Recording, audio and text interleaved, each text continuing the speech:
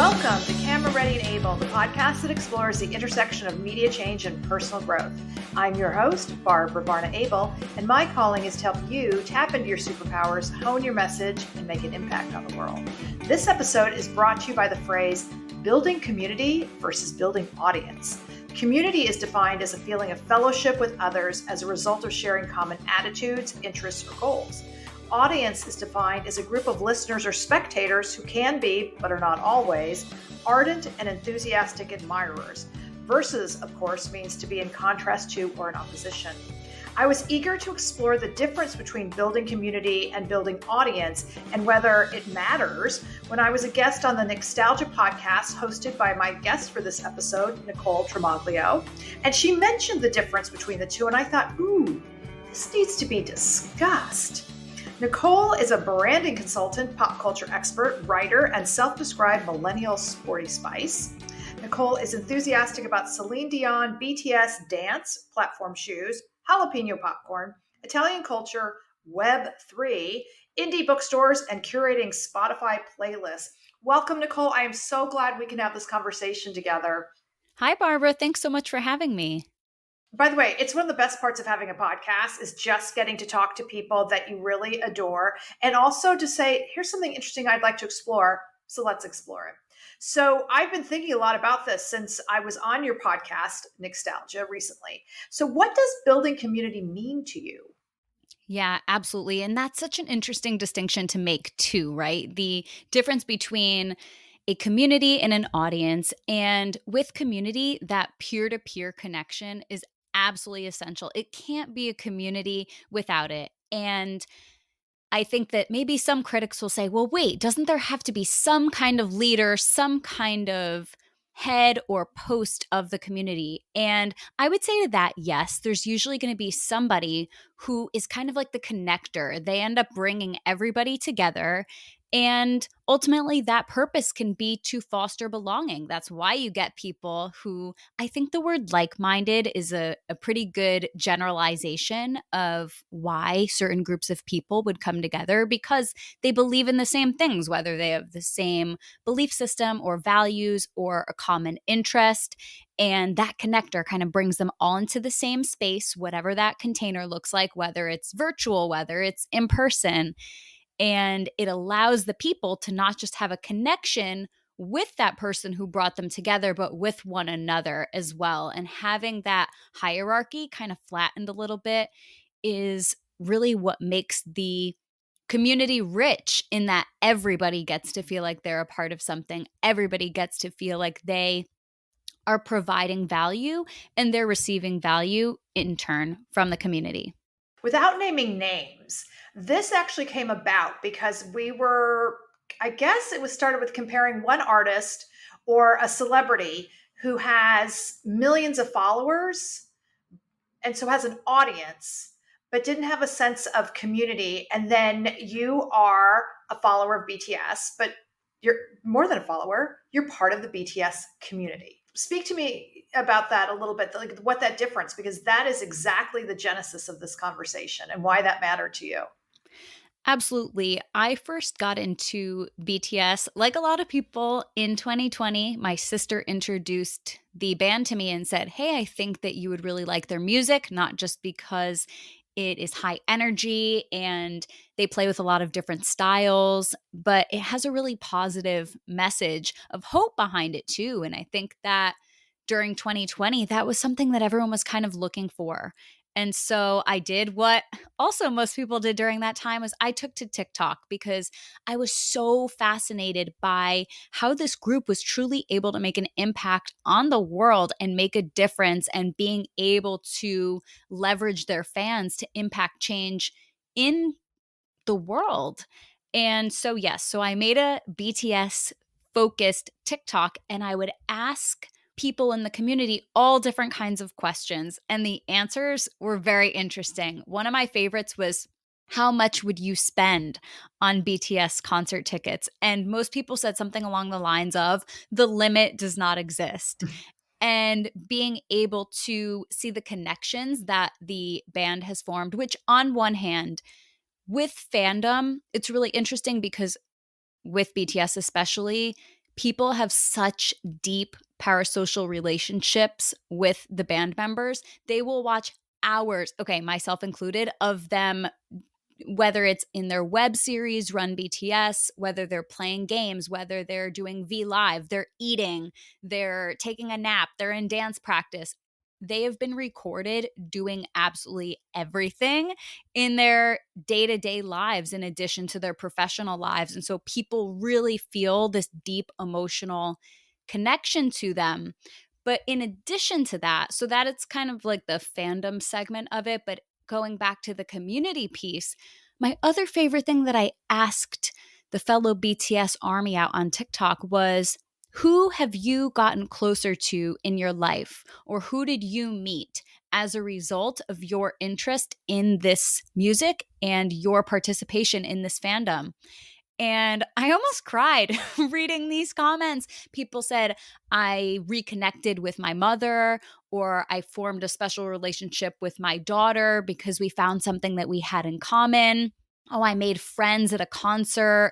I was so I was so afraid to go alone, but I ended up meeting people. Now they're my best friends. I met someone who's an ARMY from across the world, and now we're friends. And just really heartwarming stories like that, where people aren't just fighting for the band. They believe in the band, they love the band, but they're fighting for each other too.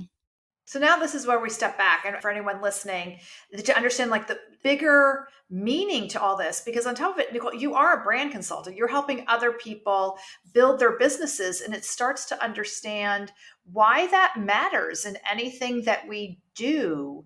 And this just popped in my head, which happens often in this case. But I actually, during the pandemic, I read Trader Joe's memoir, and it was actually extremely informative. But one of the things he said that really stood out to me was you build, your loyal customer base, one customer at a time, by respecting them, valuing them, meeting them where they are, listening to them, etc.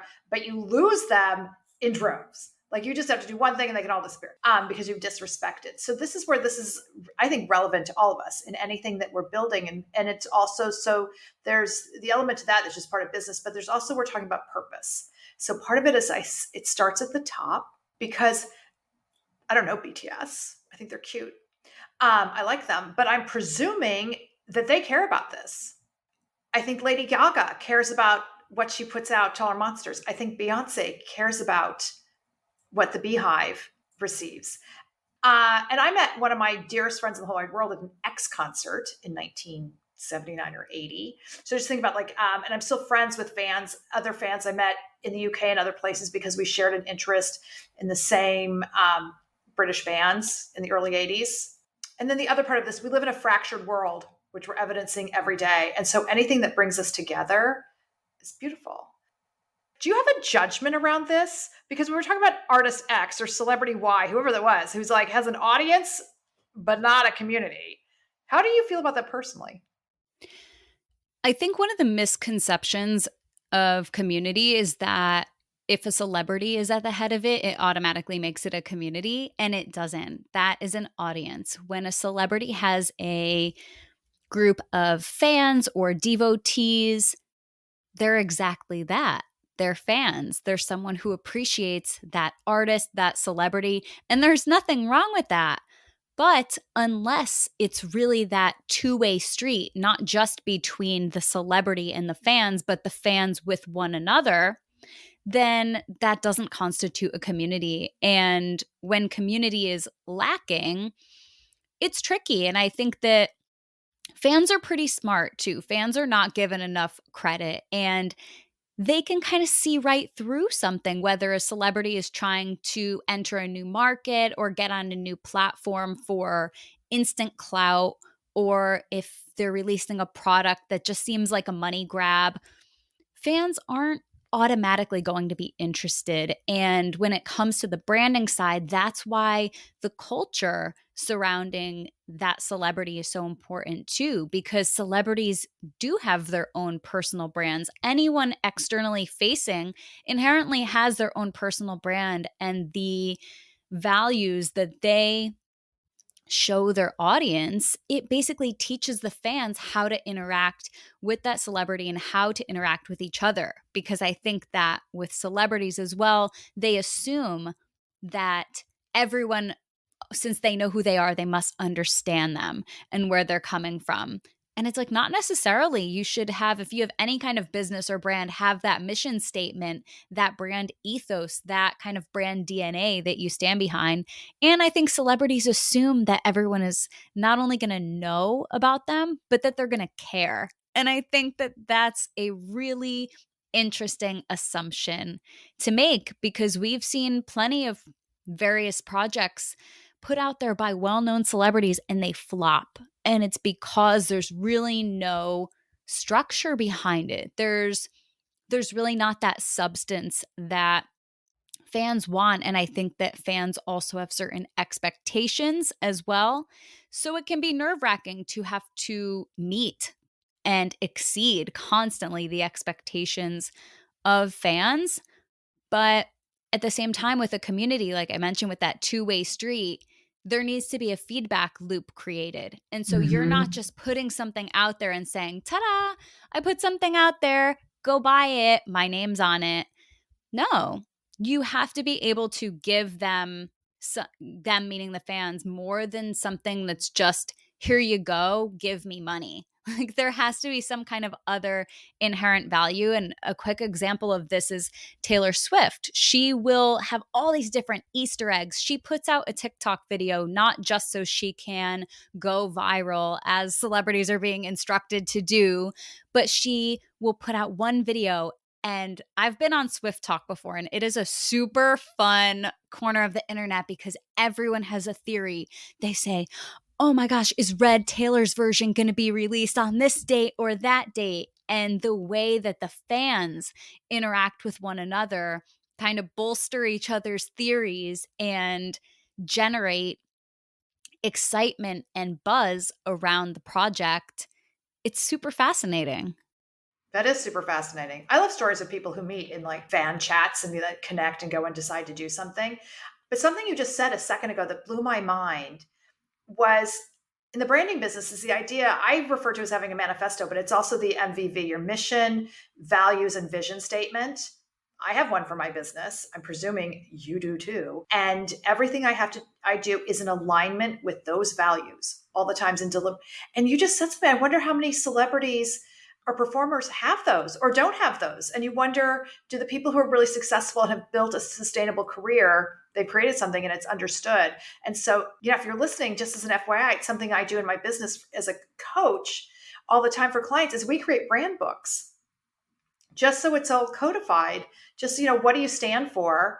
Which also leads me now to another extension of this that we're talking about. We haven't said by word, though. There's leadership involved in this. And years ago in my VH1 days, I had a wonderful meeting with Kool Mo D, who I just love saying his name, but I was also a fan. And we had this incredible conversation about leadership because he said something to me that he said, so many of my colleagues, or I don't know if he used the word colleague, but fellow artists reject the idea of being role models. But he's like, you're a role model, whether you want to be or not. As soon as you're out there in the public eye and somebody looks up to you, you're a role model. So you don't have to be famous. You could just be someone's coach, a teacher. The notion of role models, he took so seriously. And I was like, that's another way of talking about leadership. And I think there's a component of that you're touching on here is why build community versus simply being targeted at buying, audience. And I think business is about the two. And then, and so we can stick with our artists or the people we admire, our team, whatever, through the ups and downs, through the not so great record, that movie was a bit of a misstep, bad season, whatever, when we stay in alignment with our values. Something that we talked about as well was the fact that fans are usually divided regarding the personal growth or professional growth of their favorite artist.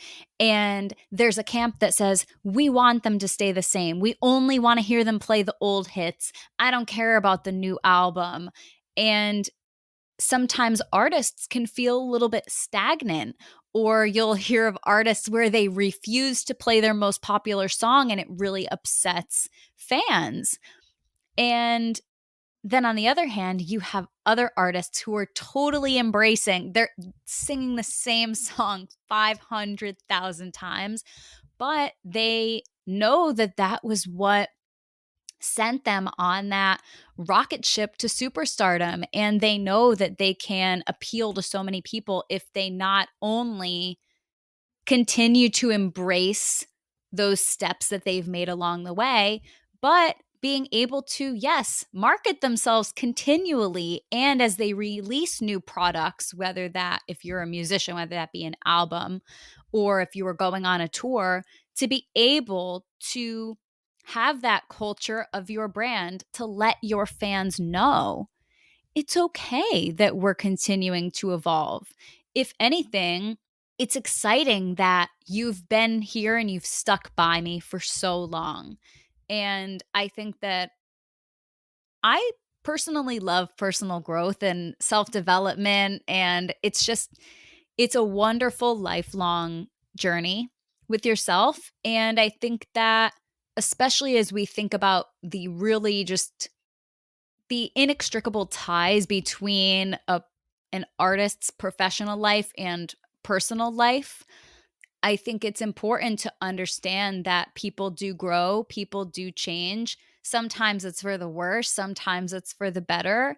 But to be able to give everyone a chance to continue to evolve. Because if we stayed at that same level, then I don't think anyone would really reach the artistic or the professional or even the personal potential that we all have.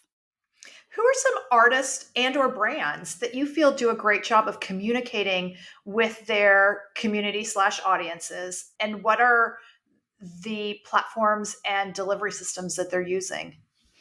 Yes. So BTS, I would obviously say, is the best example of this. They have an app called Weverse. And so they're not the only artist on there. There are several other artists on there as well. And it's basically a social media platform where fans can comment on it's a social media app, so there will be photos or videos, and that's where you find out about special merch packages and all different kinds of things, so you are always in the loop about anything that is happening in the BTS ecosystem. And business wise, I think at this point it's a pretty well-oiled machine. And so people are able to not just find out information from there, but Army Twitter is a very, very strong amplification source as well. How is the band talking to people besides, because these are third party platforms? I mean, do they have a newsletter? Do they have things that they put out and you feel like they're talking to you? So Weverse is owned by their company. Oh, So I see. Okay. and so it is like an internal platform, and they also have, it's called V Live. And so think of it's like Instagram Live, but again, a platform that is, I forget who acquired V Live and like the technicals behind it. And if any Army hears this, they'll be like super quick to correct me. But the point is that they have the ability to do live videos. So they'll go live for an hour or whatever. And then some of these videos will be amplified by YouTube. They have their own web series that's also available on YouTube. They put out their announcements via Weverse, and then secondary social media, unowned platforms like Twitter and like TikTok continue to distribute these messages. So that way everybody is connected within the universe. And then also a lot of people, I mean, being, Wait, can I stop for 1 second? Because I'm yeah, marinating on what you just said. yeah. Because I encourage people all the time to have newsletters. I get pushback sometimes, like, but I'm like, because you don't want your entire business to be dependent on a third party platform. And now you're telling me on a mega massive, beautiful scale level, BTS has their own platform. And then they use some of the third party platforms. But if all those things went away, their incredible communication with their army is not dependent on that because they have their own amazing app. I love this. First of all, I feel validated, but also I'm like super inspired and impressed. Yeah, it's really interesting because being a part of ARMY is like a full-time job, kind of. There was one point where I was so into it. There is over the last, 9 years, there's been constant information and content put out there. The pure amount of content that is out on the internet about this group is absolutely insane. I don't remember how many episodes of their web series they have, but over 150 if they haven't already reached 200 episodes by now. And having all of that content out there, then you end up not only having people amplify the content simply by talking about it, but people make memes out of it.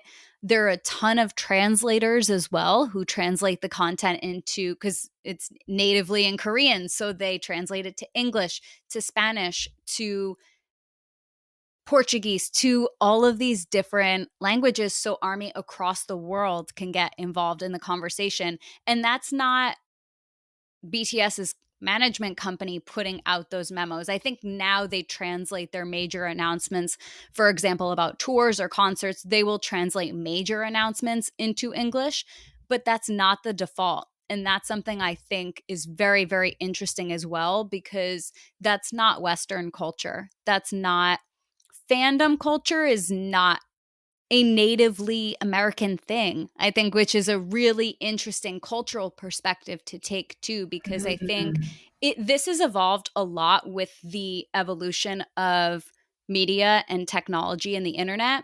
But if you think about historically within the US and how hierarchical the celebrity and musician systems industry is, I mean, before the internet, a celebrity, a musician, they were untouchable.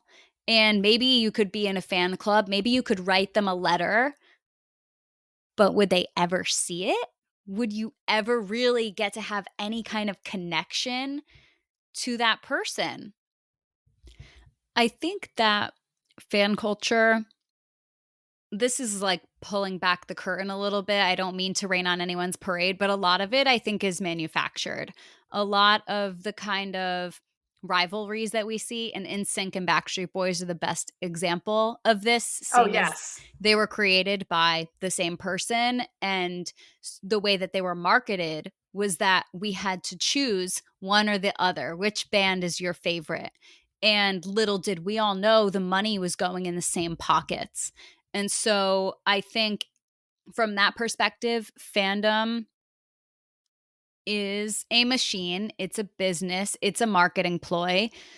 But at the same time, on the flip side of the coin, a little more of an optimistic side of the coin, I think that fans are so smart. I think that connecting it back to I love analyzing things from a consumer behavior perspective and looking at it in that way. They're early adopters. They are at the forefront of the trend cycle. Someone who is a devoted fan knows what's going on. They're educated, they're informed, they're interested, and they are willing to be mobilized in order to stand for something, support a message, spread a message, whatever the case may be. And I think that that's awesome. And I think that, I mean, now there's been various studies and books written, especially about the boy band fandoms, where everyone just with BTS, they assume that everyone's a teenage girl, when in fact, I would say most of the armies that I have met were actually moms of teenagers. It is something multi-generational, which is really cool to see. But with NSYNC and Backstreet Boys and even Spice Girls as well, I'm a huge Spice Girls fan to this day. And the idea that fans are nothing but kind of vapid, rabid, aggressive fans who are not based or rooted in reality, because their psyche has just been taken over by this unfiltered obsession with their celebrity.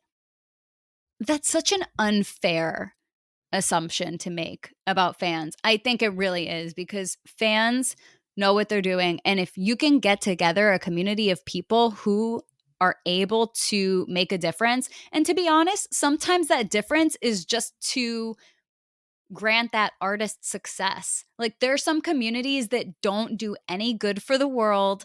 They don't support anything. They don't take a stand on anything. And that's show business. That's the music industry. And now I think that there's more awareness and responsibility about actually making contributions back to the world in some kind of way.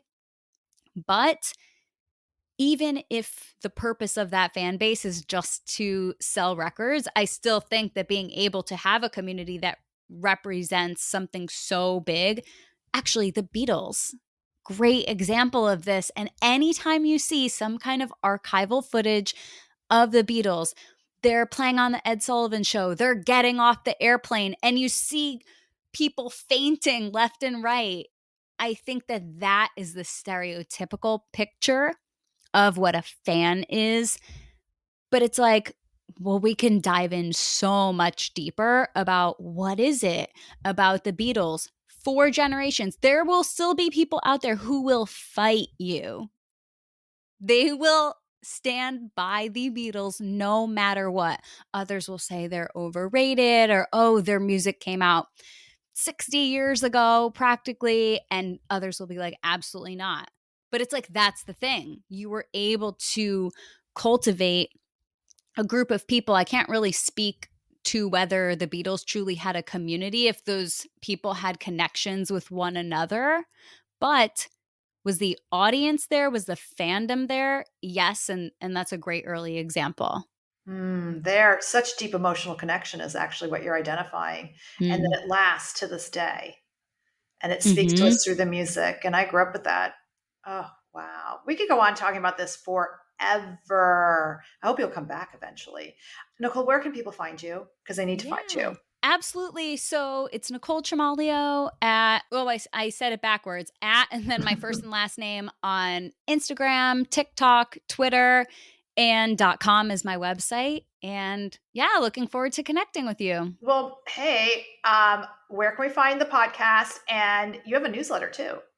I do. My podcast is called Nicstalgia. It is available to watch on YouTube and Spotify. You can also listen on Spotify, Apple Pods, Google Pods, really wherever you listen to your show. Wherever you're listening from right now is where you can find it. And also, yes, I have a newsletter where I write about digital, internet, and pop culture.